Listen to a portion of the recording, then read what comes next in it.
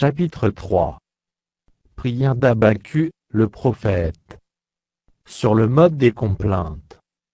Éternel, j'ai entendu ce que tu as annoncé, je suis saisi de crainte.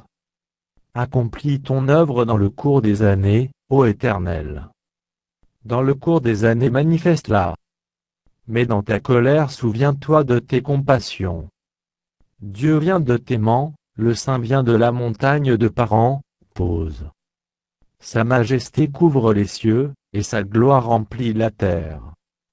C'est comme l'éclat de la lumière, des rayons partent de sa main, là réside sa force. Devant lui marche la peste, et la peste est sur ses traces. Il s'arrête, et de l'œil il mesure la terre, il regarde, et il fait trembler les nations, les montagnes éternelles se brisent, les collines antiques s'abaissent. Les sentiers d'autrefois s'ouvrent devant lui. Je vois dans la détresse les tentes de l'Éthiopie, et les tentes du pays de Madian sont dans l'épouvante. L'Éternel est-il irrité contre les fleuves? Est-ce contre les fleuves que s'enflamme ta colère, contre la mer que se répand ta fureur, pour que tu sois monté sur tes chevaux, sur ton char de victoire? Ton arc est mis à nu, les malédictions sont les traits de ta parole. Pause. Tu fends la terre pour donner cours aux fleuves. À ton aspect, les montagnes tremblent, des torrents de se précipitent, l'abîme fait entendre sa voix, il lève ses mains en haut.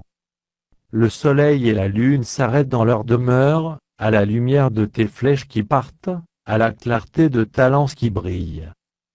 Tu parcours la terre dans ta fureur, tu écrases les nations dans ta colère.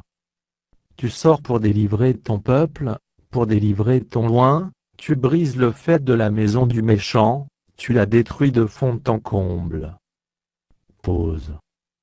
Tu perces de tes traits la tête de ses chefs, qui se précipitent comme la tempête pour me disperser, poussant des cris de joie, comme s'ils dévoraient déjà le malheureux dans leurs repères. Avec tes chevaux tu foules la mer, la boue des grandes eaux. J'ai entendu, et mes entrailles sont émues. À cette voix, mes lèvres frémissent, mes os se consument, et mes genoux chancellent en silence, je dois attendre le jour de la détresse, le jour où l'oppresseur marchera contre le peuple.